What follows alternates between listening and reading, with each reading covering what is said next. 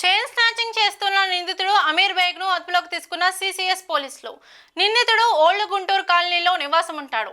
ద్విచక్ర వాహనం నడుపుతూ ముఖానికి మాస్క్ వేసుకుని వృద్ధులను టార్గెట్ చేసి చైన్ స్నాచింగ్ కి పాల్పడుతున్నాడని గుంటూరు జిల్లా ఎస్పీ సతీష్ కుమార్ తెలియజేశారు.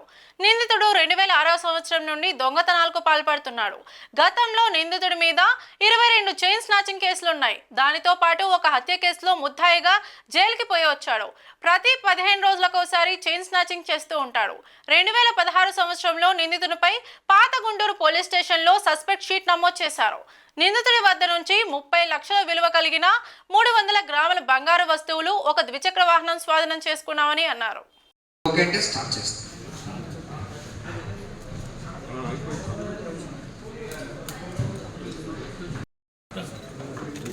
సార్ మీరు కూడా sir sir sir sir sir అటెండి సార్.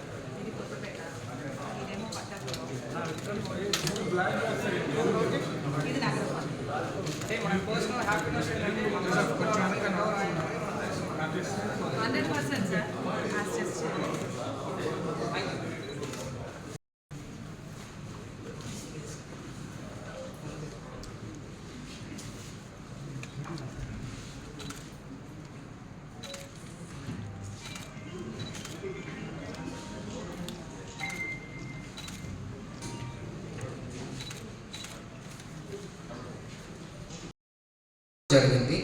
వెస్ట్ పోలీస్ స్టేషన్లో నగరంపాలెం తప్ప రిమైనింగ్ 2 పోలీస్ స్టేషన్లో జరిగింది.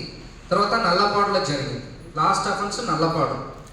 మ్యాక్సిమం అఫెన్స్ అన్నీ కూడా మనకి ఆఫ్టర్నూన్ టైంలో 12 to 2 మ్యాక్సిమం అఫెన్స్.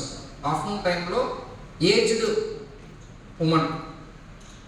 ఉమెన్ని బేస్ చేసుకుని దీన్ని చేయడం జరిగింది.